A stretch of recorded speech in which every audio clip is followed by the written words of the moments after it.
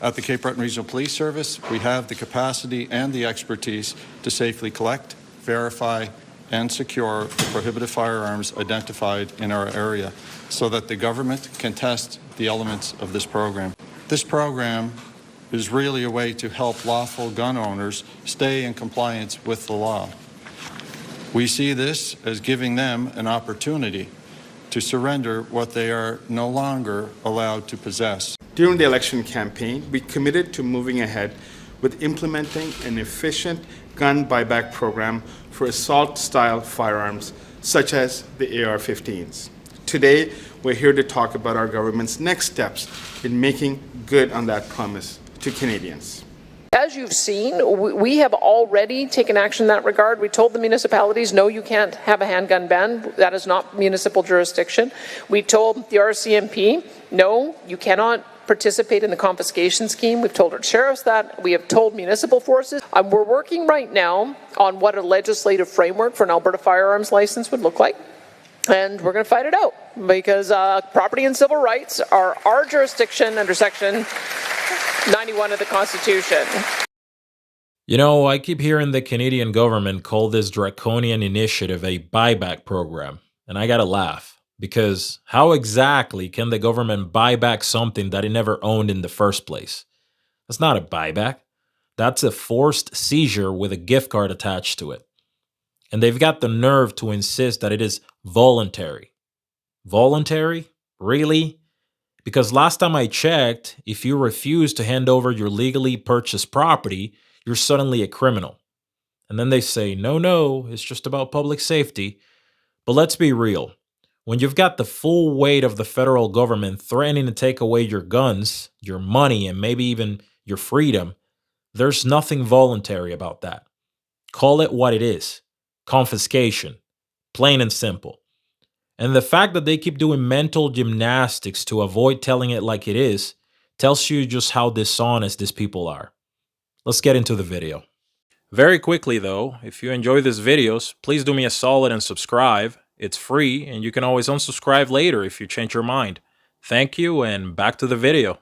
Well, honestly, it's a waste of taxpayers' money. The head of the Port Moriam Wildlife Association is concerned that people like hunters, sports shooters, and gun collectors might be unfairly impacted by the pilot project. It's criminals. It's people that shouldn't own a firearm that have these firearms, not the law-abiding gun owners. Like, we are licensed, we are vetted. They were legal firearms when they got them. It's not the firearms that are causing the issues. Canada's Public Safety Minister Gary Anandasangari found himself defending his government's gun buyback program that he appeared to criticize in a recording made on Sunday. Anandasangari did not know he was being recorded when he said that if he had the chance, he would not have proceeded with a federal program aimed at buying assault rifles and other weapons from gun owners. David Aiken has listened to the recording. David, what does the minister say on it? Well, this recording, Donna, was made by a tenant of a property that Public Safety Minister Gary Anandasangari owns in Toronto. The tenant had called Anandasangari about a landlord-tenant issue, but then the tenant says Anandasangari brought up the government's gun control plan. I'm going to tell you something else you may not be happy with. We're launching a gun buyback plan. Anandasangari and his tenant have known each other for a while. The tenant legally owns an assault rifle that will soon be banned by Ottawa. Ottawa expects gun owners to sell their freshly banned guns to the government. The tenant says he does not want to sell, and in the recording he provided to Global News and others, he tries to convince Anandasangari to scrap the policy. Anandasangari says he cannot. This is the mandate I was given by Carney to complete this. He says one of the reasons the Liberals cannot change, they need votes from Quebec. Right, and this is something that very much a big deal for many of the Quebec electorate that voted for us. Spoken like a true Liberal. He doesn't even believe in the program he's implementing, but he'll do anything to win those votes. Here's what drives me crazy. The same government that lets repeat violent offenders out on bail the same day is laser focused on making sure your neighbor down the road can't keep his hunting rifle. They tell us it's about protecting Canadians. But if that was true, Why are the people actually causing the violence walking free while law-abiding gun owners get treated like criminals? It's completely backwards. And maybe that's the point. A population that's disarmed isn't safer. It's weaker, more dependent, and way easier to control. They know exactly what they're doing. If you can't protect yourself, if you've got no choice but to rely on Ottawa for safety, well, guess what? You'll obey whatever rules they come up with. That's not about reducing crime. It's about reducing resistance. And that's why they want your guns more than they want to lock up actual criminals. Think about that. Mr. Speaker, the public safety minister has admitted that going after farmers and hunters' rifles is not going to fight crime. So the only reason to do this is politics. If he was telling the truth, then why not reverse? If not, why isn't he fired? Mr. Speaker, the gun registry, what the government is doing with the gun registry is putting in place a much more efficient way, an efficient way for Canadians to voluntarily return prohibited firearms, for fair compensation. This government is going to do it right.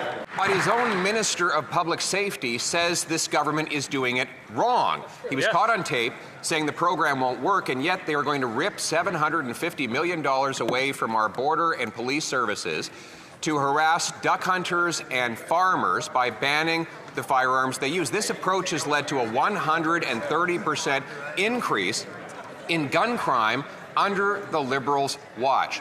The police say they won't implement it. The minister says it's a bad idea, but they're only doing it for political reasons. Why is the Prime Minister putting lives at risk for politics? And let's not forget, Alberta and Saskatchewan already said that they're not going along with this. They've told their police, point blank, to not enforce Ottawa's gun grab. And that's what's got the feds panicked. Because the second provinces start drawing lines in the sand, the illusion of federal authority starts to crumble. They can't stand the idea of Western Canadians standing up and saying enough. And you know what? They're right to be scared.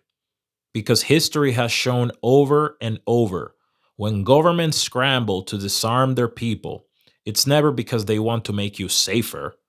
It's because they're planning something they know you wouldn't tolerate if you still had the means to fight back. So maybe the real question isn't, why do they want your guns? The real question might be, what are they getting ready to do once they've taken them away? Currently, we have a public safety minister who wants to come and take my legally obtained firearms, in which I took a safety course for, legally purchased, but he can't define what a restricted position acquisition license is. He had to recuse himself from a terrorist organization, which is the Tamale Tigers. I will not be handing them over to the federal government because I'm not supposed to give my firearms to criminals. So I'm not going, so I can't go to the range. I can't do my sport shooting with 90% of my firearms because I became a criminal overnight with an unjust gun grab fraud. I know that Premier Smith is familiar with the homeowner in Ontario who was just charged with injuring a home intruder who had a crossbow. You should ask her about it. Yeah. Canadians are being charged for protecting themselves, their families, and their property, and being backed into a corner through submission by the federal government, where we're being told to leave our keys beside our unlocked door, as criminals have more rights than we do. So where would the Alberta Police Force stand in relation to the legal firearm owners? It's a great question. I'm glad we ended on that. And I'm sorry to those of you still lining up. I did say that was it. Premier, can you address those ones first, and then we'll book it? Well, let me tell you my frame on this. So the proper use of the criminal code power is the way the feds will regulate around, for instance, vehicular homicide. Like, there are ways that you can use your car that kill people, and they look at that as a criminal penalty, and they charge you. But you know what they don't do? They don't come in and say, red cars have a disproportionate number of accidents, therefore we're going to ban red cars and confiscate them, right? They're able to see that there is one use of that particular piece of property that is criminal, and they let us regulate who gets a driver's license and who registers a car. So I'm just going to take that analogy technology a little bit further. They can regulate the criminal use of firearms. They can go after the bad guys who are breaking into people's houses with crossbows. And we will then regulate the legal use of firearms so you can continue to own them, collect them, use them for sport shooting, use them for hunting, and use them for other purposes. So we're working right now on what a legislative framework for an Alberta firearms license would look like. And we're going to fight it out because property and civil rights are our jurisdiction under Section 91 of the Constitution. As you've seen, we have already taken action in that regard. We told the municipalities, no, you can't have a handgun ban. That is not municipal jurisdiction. We told the RCMP, no, you cannot participate in the confiscation scheme. We've told our sheriffs that. We have told municipal forces, if you want to participate in the confiscation scheme, you have to come and get a permit from the Justice Minister, and I have it on good authority. He will not say yes. There is a piece that we're missing because Saskatchewan Premier Scott Moe said that any of the mail delivery services were not allowed to convey these firearms. We're going to have to change our legislation to make sure that that's not a loophole that they can use as well.